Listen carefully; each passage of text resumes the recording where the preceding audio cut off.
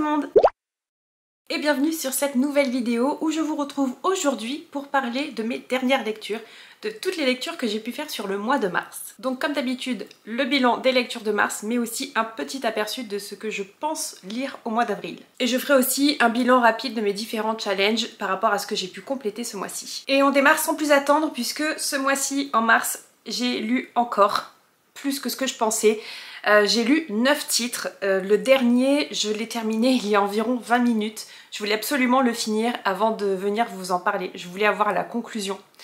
Et je suis en PLS. D'ailleurs je vais vous en parler tout de suite parce que au moins comme ça c'est fait. Je viens tout juste de terminer Fureur, je viens de terminer la série du livre des Terres Bannies de John Gwynne. C'est le 4e et dernier tome de cette série et si je vous dis que je suis en PLS, peut-être que ça ne se voit pas.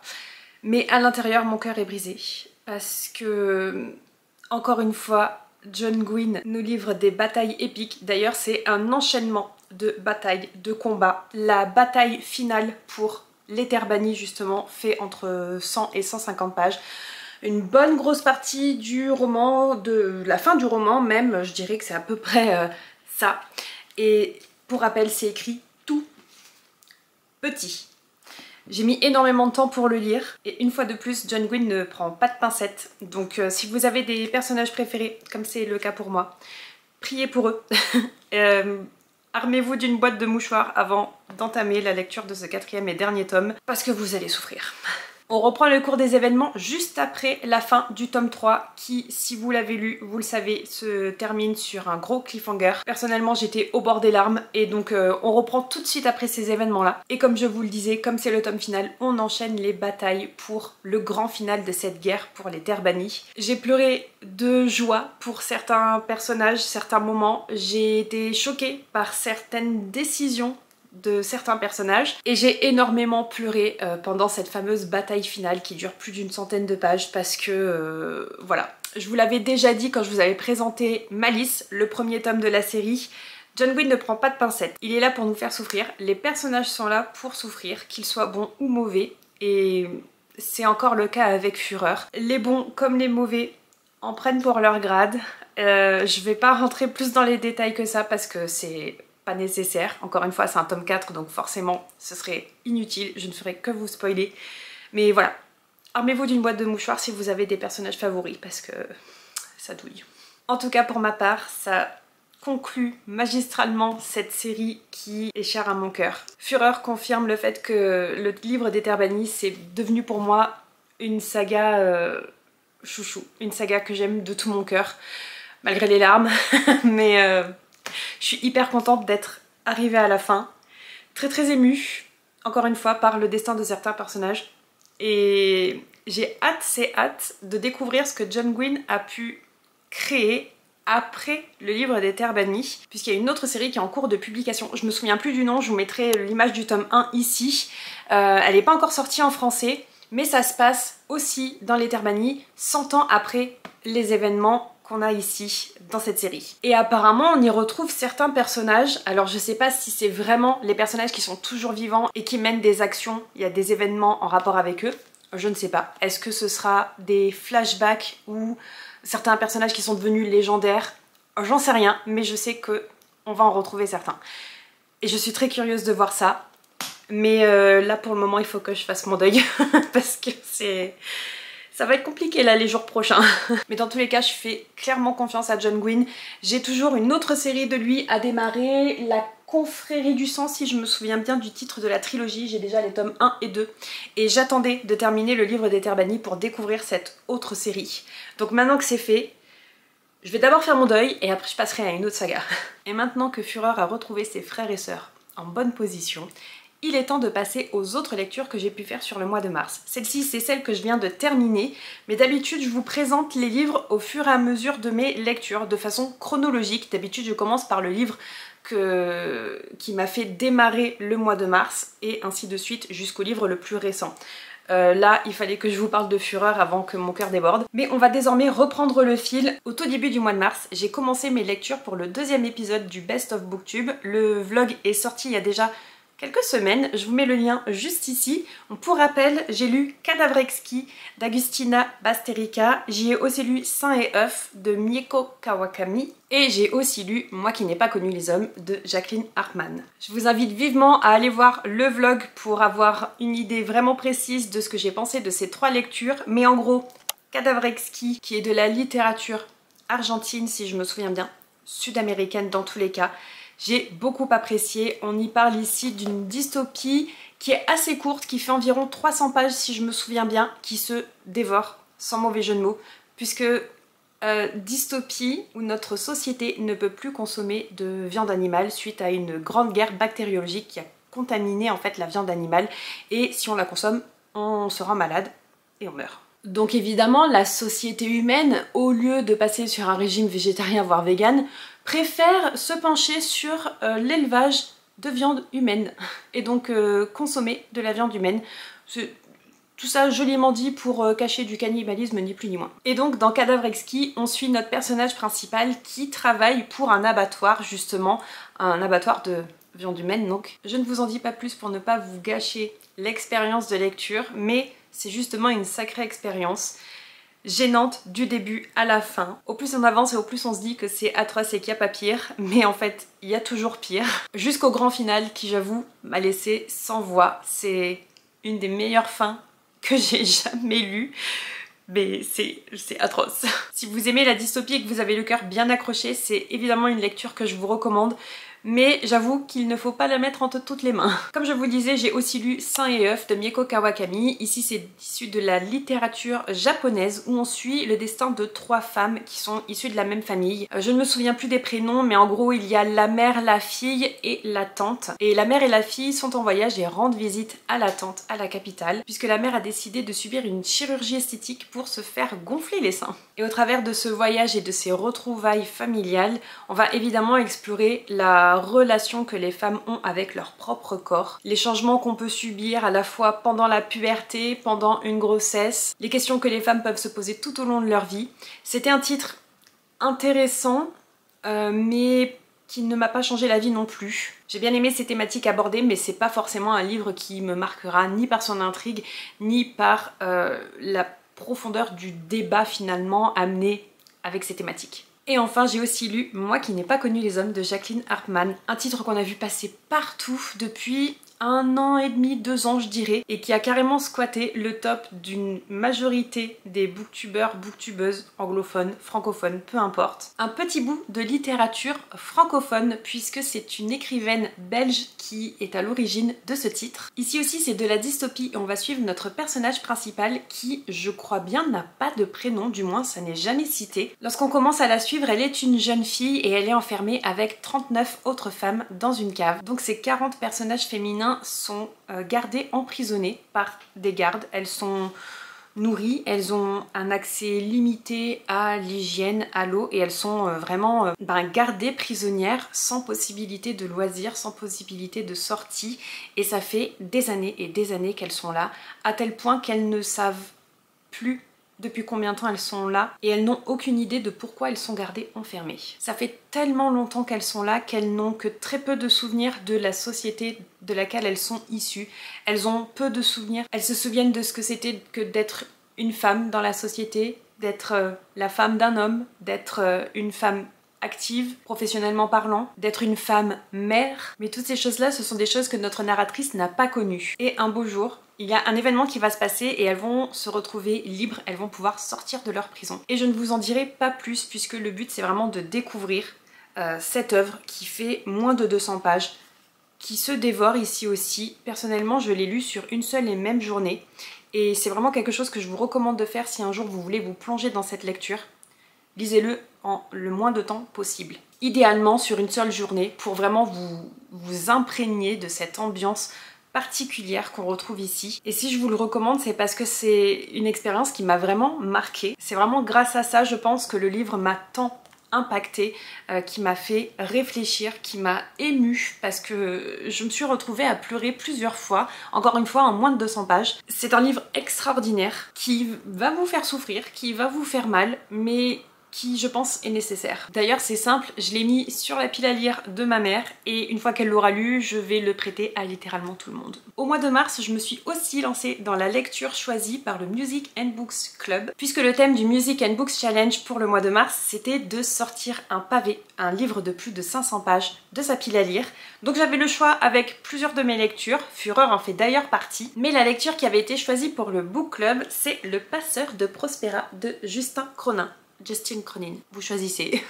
Un livre qui fait 608 pages et là aussi on va partir sur de la dystopie. On y suit ici notre personnage principal, Proctor, qui est le passeur de Prospera, du moins l'un des passeurs de Prospera.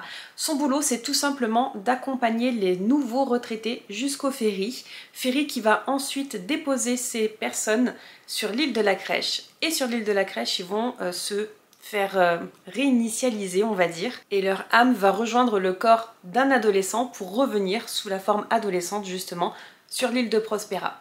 Un peu comme une vie illimitée où une fois qu'on se sent trop vieux, pas assez en forme, on va tout simplement se faire réinitialiser et partir sur un autre corps. Mais un beau jour, Proctor se retrouve à devoir amener son propre père jusqu'à l'embarcadère. Son père qui panique littéralement à l'idée de se faire réinitialiser justement. Ce dernier lui murmure « Le monde n'est pas le monde, tu n'es pas toi ». Ça avait l'air très prometteur, très intriguant et j'étais très contente que le book club choisisse ce titre-là puisqu'il m'intriguait beaucoup et je me suis même dit qu'il pouvait faire partie de la sélection pour le prix Babelio de 2025. Donc voilà, j'étais très contente d'avoir une excuse d'aller acheter ma copie et de découvrir ce titre.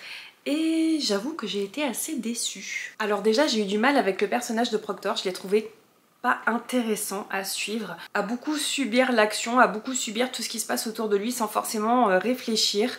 Je me suis pas attachée à lui, ni aux autres personnages qui évoluent autour de lui et qui ont plus ou moins d'importance. J'ai trouvé que malgré l'épaisseur de ce livre, c'était assez brouillon et en même temps qu'il y avait trop de choses. Et je trouve ça assez paradoxal justement.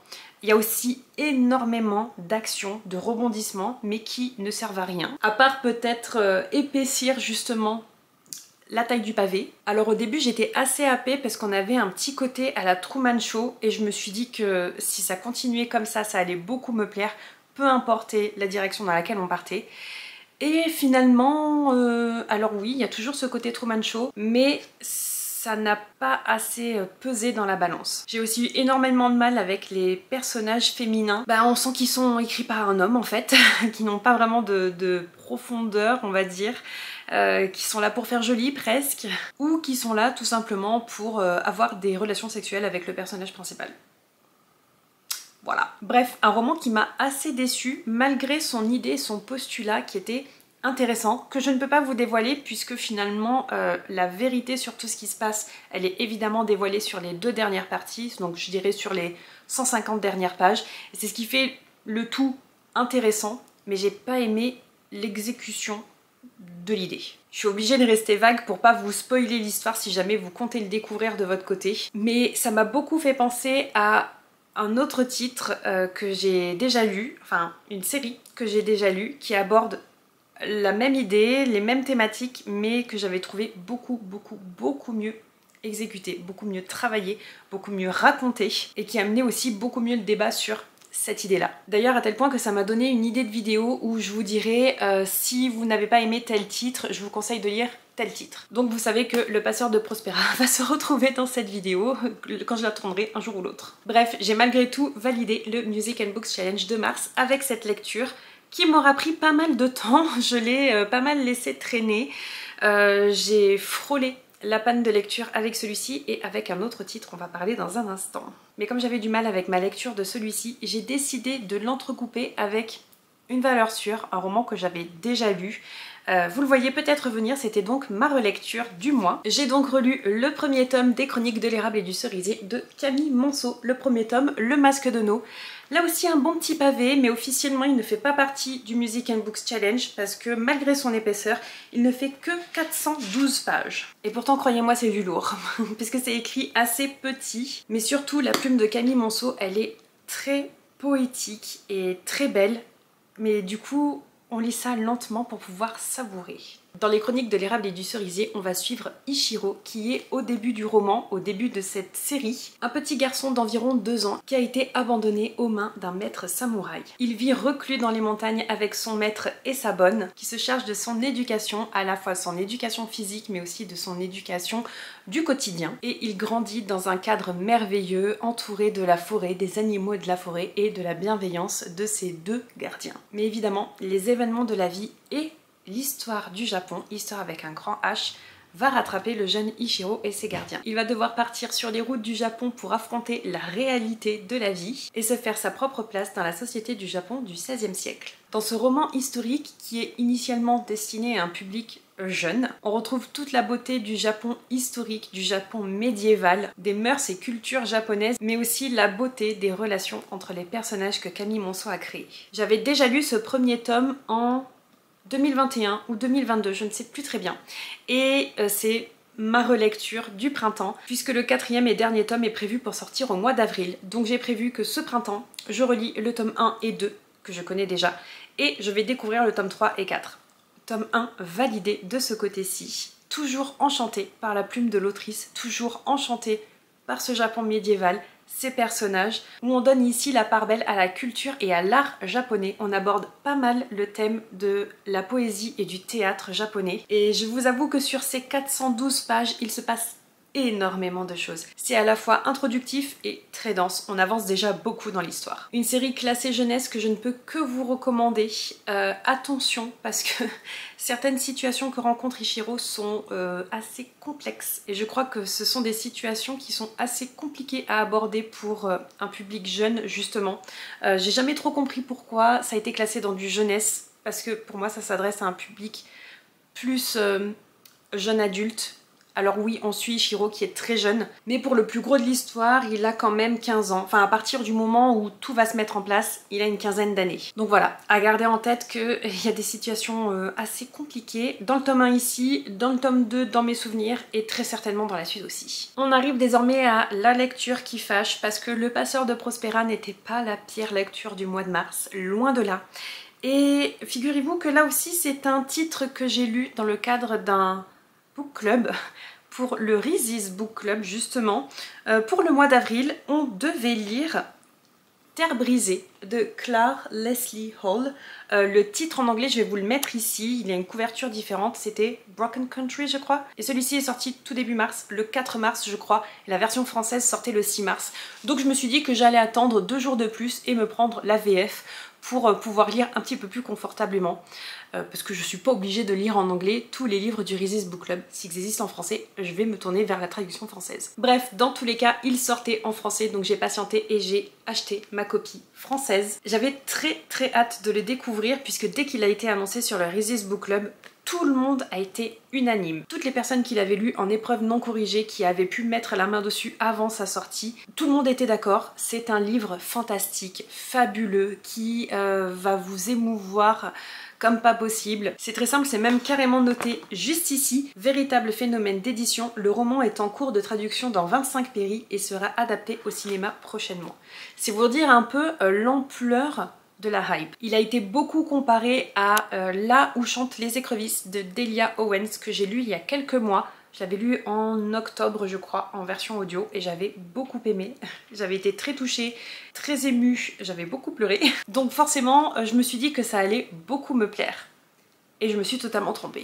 Bref, pour le pitch, ici, on est en 1968 dans le Dorset, en Angleterre, et on va suivre Bess, qui est une jeune femme qui est mariée, qui est heureuse en ménage, et qui voit revenir son ancien amour de jeunesse dans le village où elle vit, où ils ont tous vécu. Et évidemment, vous le sentez venir gros comme une maison, Bess va voir son cœur chavirer entre son mari et son ancien amour de jeunesse. Donc on a un petit triangle amoureux. J'aime pas trop dire triangle amoureux parce que pour moi triangle ça veut dire que les 3 personnages sont amoureux les uns des autres, sauf que là c'est juste Bess qui est amoureuse de son mari et de son ex, et chaque homme est amoureux d'elle mais les hommes ne sont pas amoureux entre eux. Donc voilà, il n'y a pas vraiment de triangle à proprement parler, mais il y a une double histoire d'amour.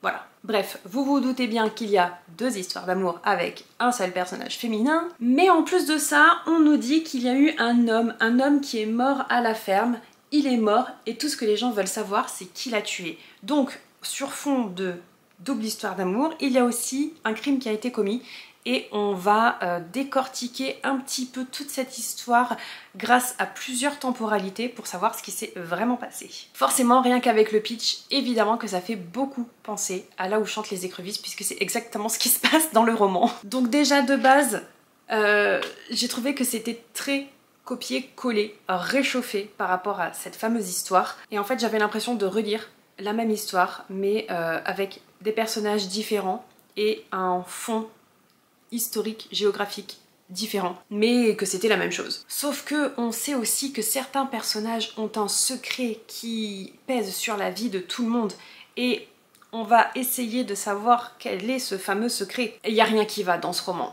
L'intrigue, comme je viens de vous le dire, ça fait beaucoup penser à autre chose. Les personnages et les histoires d'amour n'étaient absolument pas crédibles. Pour ce qui est des personnages, ils sont tellement voulus parfaits par l'autrice qu'ils en deviennent juste pas crédibles, pas réalistes du tout. Notre personnage de Bess, c'est celui qui m'a donné le plus d'urticaire parce que c'est finalement le personnage le moins crédible. Et c'est dommage parce que c'est notre personnage principal, c'est celui qu'on suit tout le temps, à travers toutes les temporalités. Et c'est forcément son histoire et ses secrets qu'on va suivre et qu'on va découvrir.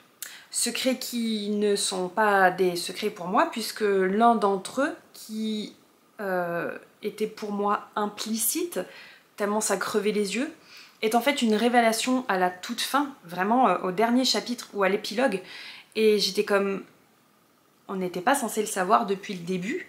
Enfin en tout cas, moi ça fait 300 pages que je le sais. Et pourtant je suis archi nulle pour deviner les plot twists. Mais là, c'était pas du tout un plot twist en fait, c'est du foutage de gueule. Et quant à l'autre secret, celui qui a plus attrait au meurtre qui a été commis, à partir du moment où les éléments sont mis en place, là aussi j'ai tout de suite deviné le pourquoi du comment et de qui a fait ça.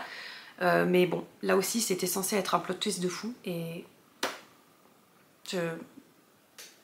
J'ai pas les mots. Bon, et après tout ça, on pourrait croire que la plume de l'autrice a un petit peu sauvé ce naufrage, mais pas du tout. C'était une plume classique qui ne m'a pas vendu du rêve. Forcément, si je me suis pas attachée au personnage ni à l'intrigue, c'est que ça n'a pas collé non plus au style d'écriture. C'était juste décevant en fait, c'était juste trop facile. Tout est trop facile et très honnêtement, je ne comprends pas pourquoi il y a tant de hype autour de ce titre, autour de cette adaptation cinématographique, autour de ce phénomène d'édition. Parce qu'il n'y a absolument rien d'innovant, il n'y a rien d'émouvant, il n'y a rien d'attachant, il n'y a rien de sidérant au niveau des plot twists justement, il n'y a rien du tout. J'ai mis un temps fou à venir jusqu'au bout de cette lecture parce que en fait j'avais juste pas d'intérêt. Et je voulais quand même arriver jusqu'à la fin en me disant bon bah au moins je l'aurais lu et je saurais quoi dire dans le book club, du Resist Book Club, mais je suis désolée, je sais que je vais pas me faire des amis avec ça, mais c'était nul. D'ailleurs celui-ci aussi il va faire partie de cette fameuse vidéo si vous n'avez pas aimé tel livre, lisez plutôt celui-là. Parce que pour le coup, pour celui-ci, j'ai même 2 titres à vous recommander selon ce que vous cherchez dans cette histoire. Parce qu'il y a vraiment des titres qui ont été beaucoup mieux écrits et qui abordent beaucoup mieux les thématiques de l'amour, de comment c'est possible d'aimer 2 personnes en même temps, la thématique du pardon, la thématique du deuil. Lisez autre chose, mais lisez pas ça. Et je vous avoue que c'est celui-ci qui m'a le plus plongée dans une panne de lecture. Je suis pas tombée dans une panne de lecture officiellement, mais je l'ai frôlée, surtout à cause de Terre brisée. Et je me suis beaucoup posé la question de savoir à quel point on était finalement manipulé par les publicités et les éditions, les influenceuses finalement littéraires, parce que voilà, je comprends pas. J'ai pas de mots plus simples pour vous dire que je ne comprends pas pourquoi les gens aiment ça, pourquoi les gens disent qu'ils aiment ça. En fait ils mentent, c'est pas possible, on peut pas aimer ça, on peut pas dire que c'est un coup de cœur, on peut pas dire que c'est le meilleur livre qu'on ait jamais lu, on peut même pas dire que c'est le meilleur livre qu'on ait lu de l'année, sauf si on a lu que celui-là. Lisez autre chose. Rendez-vous service et lisez autre chose. Et si j'ai frôlé la panne de lecture mais que je ne suis pas tombée dedans à cause de Terre brisée, c'est parce que pendant ma lecture de Terre brisée, j'ai aussi lu le tome 2 des Cités Divines de Robert Jackson Bennett, La Cité des Lames. Et je vous avoue tout, il m'a sauvée de la panne de lecture. C'était stratégique de ma part, déjà parce que plus de 500 pages, donc il validait quand même mon Music and Books Challenge si je ne terminais pas Le Passeur de Prospera, parce que je l'ai traîné aussi, mais aussi et surtout parce que je ne voulais pas laisser traîner ce tome 2 dans ma pile à lire. J'avais lu le tome 1 le mois précédent, donc ça me semblait assez intelligent de continuer la découverte de cette trilogie. En plus, le premier tome avait été un coup de cœur phénoménal, donc je prenais très peu de risques en continuant Les Cités Divines, en repartant sur un univers et une intrigue qui m'a beaucoup plu. Et il m'a sauvé le mois. La Cité des Lames étant un tome 2, je ne peux pas vous en dire énormément, mais je pense que je peux vous en dire plus que sur les tomes 2 traditionnels, puisque celui-ci, il se passe 5 ans après les événements du tome 1. Non seulement on a une ellipse temporaire, mais en plus on change de personnage principal. Dans le tome 1, on suivait Ashara, et dans ce tome 2, on suit Mulagesh, qui était un personnage secondaire dans le tome 1. Donc ici, on va s'intéresser à un personnage qui a du vécu, puisque ici, elle a 56 ans. Et autant vous dire qu'elle en a vu. Bon, j'ai fait une pause parce qu'il y a le bébé des voisins qui hurle, mais il faut que j'avance. Je vous disais donc qu'on retrouve Mulagesh, qui est désormais retraitée et malheureusement accro à la bibine. Elle essaie d'oublier certaines choses de son passé, passé qu'on va découvrir dans ce tome 2 ici, qui est très intéressant, qui aborde vraiment le côté traumatisme d'un soldat mûr, d'un soldat expérimenté, d'un soldat qui a de la bouteille, sans mauvais jeu de mots. Et on va découvrir tout ça à travers cette nouvelle intrigue des Cités Divines, puisque Mulagesh, on va la suivre, mais pas pour rien. Il se trouve qu'elle a été chargée par Ashara d'une mission périlleuse qu'elle ne peut donner qu'à Mulagesh. Elle se voit purement et simplement envoyée à Vortier Ashtan, aka la Cité des Lames, pour mener une enquête, je dirais même une double enquête, des plus intéressantes. Je ne peux évidemment pas vous en dire plus puisqu'il faut le découvrir pendant la lecture, mais c'était très intéressant, encore une fois très complexe, très dense. Et ici on aborde beaucoup plus l'aspect steampunk de la série, à savoir qu'on s'intéresse beaucoup à ce côté ingénierie, ingénieur, technologie moderne de cette trilogie. On a aussi évidemment le côté fantasy, fantastique, avec des créatures magiques et peut-être même des dieux. Mais je vous avoue que là aussi, ça a été une très chouette lecture. Je pense que ça n'a pas été un coup de cœur aussi phénoménal que le tome 1, tout simplement à cause, entre guillemets, de cet aspect steampunk qui est juste pas forcément ma tasse de thé. Et je pense que c'est ça qui fait que je ne peux pas dire que ça a été un coup de cœur, même si j'ai adoré retrouver les Cités Divines, j'ai adoré retrouver l'univers, tout ce lore. J'ai adoré retrouver la plume de Robert Jackson Bennett, évidemment, toujours très addictif. Et j'ai évidemment adoré retrouver certains personnages qu'on rencontre dans le tome 1. J'ai adoré en rencontrer d'autres dans le tome 2.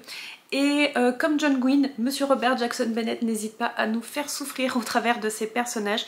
Donc là aussi, accrochez-vous et sachez juste que la mort n'est pas la seule façon de faire souffrir un personnage et de faire souffrir ses lecteurs. J'ai adoré Mulagesh en tant que personnage principal. J'étais vraiment très contente de la suivre, de découvrir son passé, ses questions existentielles, ses troubles, ses traumatismes. Et waouh, trop bien. J'ai le tome 3 dans ma pile à lire. Je pense que je vais le lire dans pas trop longtemps, d'autant plus qu'on va suivre mon personnage préféré de la trilogie. En tout cas, c'est mon personnage préféré jusqu'à présent. Et autant vous dire qu'il morfle. Il morfle dans le tome 1, il morfle dans le tome 2, il morfle avant même le tome 1. Et je pense que le tome 3 ne va pas lui faire du bien non plus. Surtout quand on connaît les prémices du tome 3, que je ne vais pas vous dévoiler parce que ça serait vous spoiler ce qui se passe avant. Et enfin, le dernier livre dont j'ai à vous parler dans ce bilan des lectures du mois de mars, c'est une lecture que j'ai fait en audio. J'étais partie quelques jours en voyage où c'était surtout du voyage en voiture.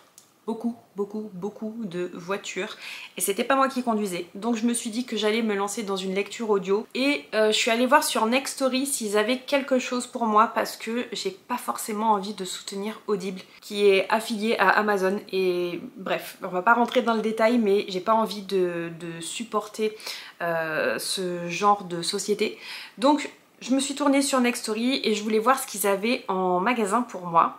Et il se trouve que comme c'était la première fois que j'utilisais Nextory, j'avais 15 heures d'écoute offertes gratuitement. Il fallait que je m'abonne, que je donne mes coordonnées bancaires. Mais en fait, les 15 premiers jours sont gratuits et du coup les 15 premières heures de lecture sont gratuites. J'en ai profité pour découvrir Lever de soleil sur la moisson de Suzanne Collins, qui est donc le 5e livre des Hunger Games, qui est techniquement le tome 0.5 des Hunger Games, puisque l'intrigue se passe avant la trilogie initiale avec Katniss, mais ça se passe après le premier préquel qui est sorti, la ballade du serpent et de l'oiseau chanteur. Et donc dans celui-ci, je pense que vous le savez tous, on suit Haymitch Abernathy, qui n'est autre que le mentor de Katniss dans la trilogie initiale. Donc on sait très bien la finalité du tome, on sait très bien que Haymitch a survécu à ses propres jeux, puisqu'il est toujours vivant et qu'il est le mentor de Katniss et Peeta 25 ans plus tard. Mais on se doute que Haymitch va en voir de toutes les couleurs, qu'il va souffrir, puisque lui aussi il est pas mal porté sur la bouteille dans la trilogie initiale avec Katniss. Donc voilà, on se doute bien que on va vivre atrocité sur atrocité avec Haymitch, et ça commence sur les chapeaux de roue. J'ai adoré cette lecture et j'ai adoré l'écouter en audio. Je pense que finalement c'était le super combo. Moi qui suis vraiment très difficile avec mes lectures audio et qui n'arrive qu'à apprécier Marie du Bled, j'ai énormément accroché au narrateur de Lever de soleil sur la moisson. Et même si comme moi vous avez des difficultés avec les lectures audio, vraiment n'hésitez pas à vous lancer dans l'aventure avec ce tome des Hunger Games. C'est lu par Xavier Bord. Est vraiment un livre audio de qualité. Mais sans surprise, j'ai adoré cette lecture. J'ai encore plus apprécié le personnage d'Haymitch.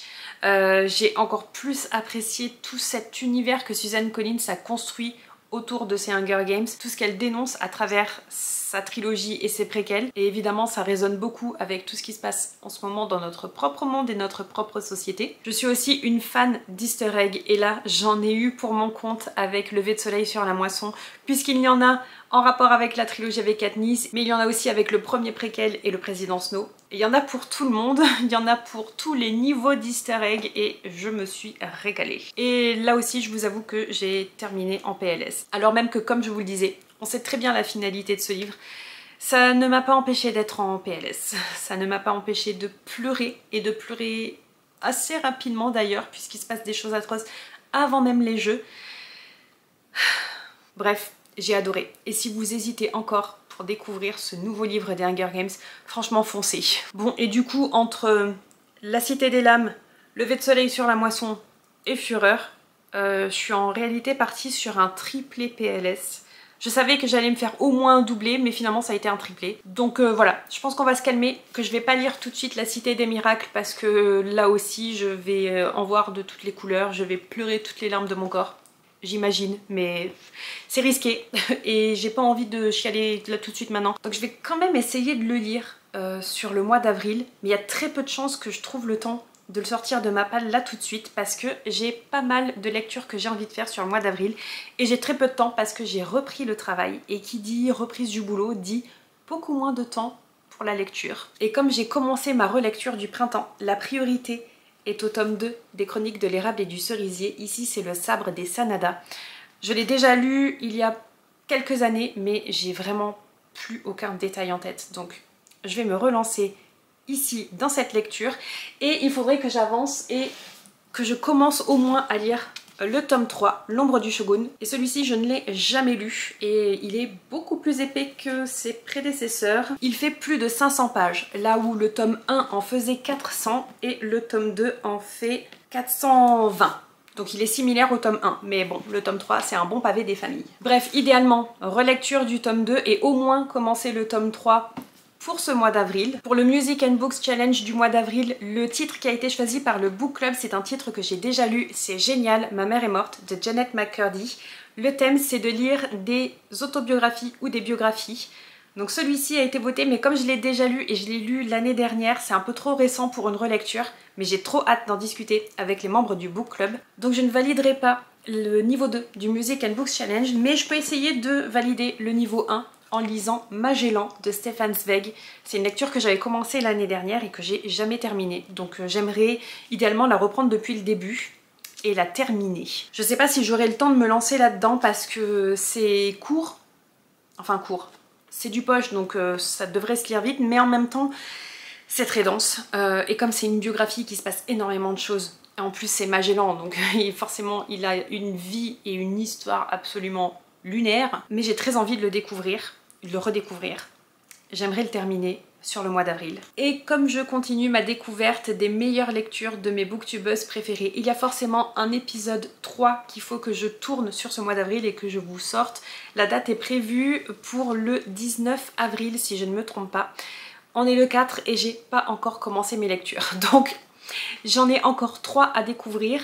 Je ne vais pas vous les dévoiler ici, mais je peux vous dire que le thème du vlog, c'est les romans noirs, mystères, thrillers, policiers, ce genre de choses. Et enfin, dernière lecture que j'aimerais caler dans mon programme des lectures du mois d'avril, c'est le tome 1 de l'Assassin Royal, le tout premier tome de ce cycle énormissime qu'est l'Assassin Royal, puisque figurez-vous que c'est celui qui a remporté le vote dans la vidéo Book Club qui est sortie récemment sur la chaîne, où je vous invite pendant une semaine à voter pour la lecture que vous souhaitez que je priorise dans mon programme de lecture justement. Et vous avez été plusieurs à plébisciter l'Assassin Royal, donc il va falloir que je me lance à la découverte de ce gros pavé qui, ok, réunit 3 tomes dans cette première intégrale, mais c'est écrit vraiment tout petit.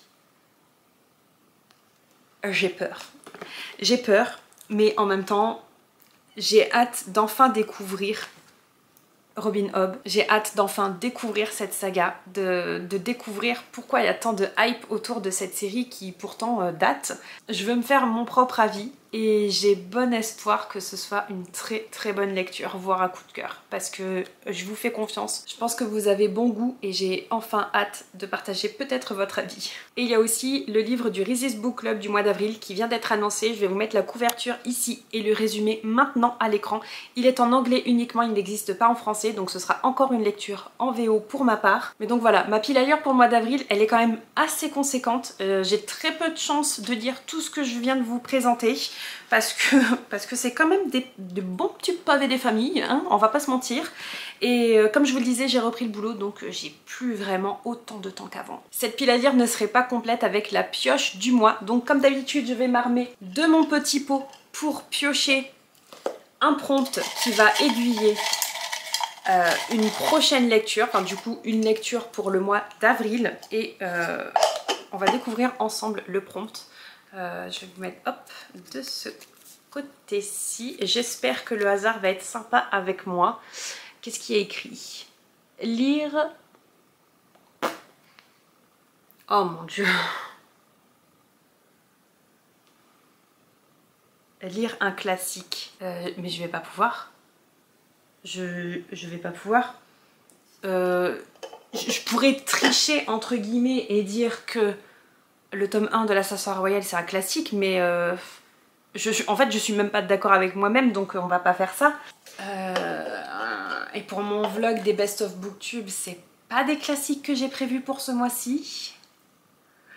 J'ai peut-être pas une alternative, mais un livre qui serait un choix intelligent. Je me suis récemment acheté une copie de Carmilla de Joseph Sheridan Le Fanu, qui est un classique de la littérature gothique et de la littérature vampirique que je ne connais absolument pas. Je vous en avais parlé dans le book haul du mois dernier. Vous n'avez pas voté pour celui-ci, mais c'est un classique et il est assez court. Et donc je peux peut-être le découvrir. Il fait environ 150 pages. Et je vous avoue que je l'ai acheté déjà parce que je connais pas l'histoire, et aussi et surtout puisqu'il y a Indécente Initiation de S.T. Gibson qui est sorti en français, que j'ai extrêmement envie de lire, mais qui est une réécriture plus ou moins fidèle à Carmilla, et je veux connaître le matériel de base avant de me lancer dans la découverte de celui-ci.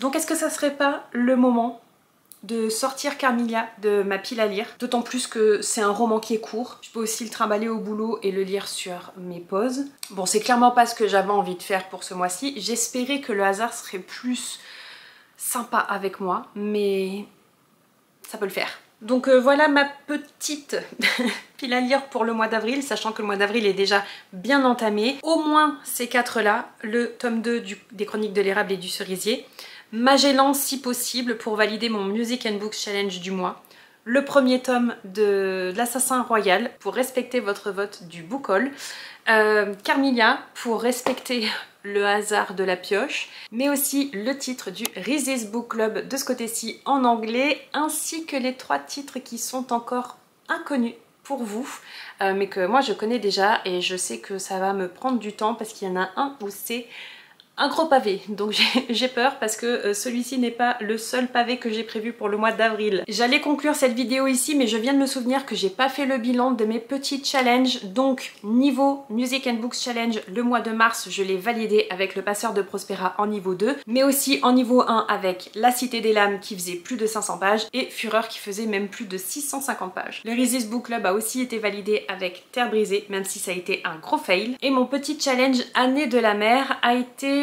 Alors personnellement, je suis même pas d'accord avec moi-même de si je le valide ou pas, mais je pense que le Passeur de Prospera peut valider le challenge Année de la Mer pour le mois de mars, puisqu'on retrouve une grosse thématique autour de l'océan. C'est pas aussi important que ce que j'aurais aimé, mais c'est important dans l'intrigue. Pour ceux qui ont lu le Passeur de Prospera, est-ce que vous me validez mon challenge Année de la Mer avec ce titre-là? Autrement, si vous êtes arrivé jusqu'à la fin de cette vidéo, j'ai une question pour vous.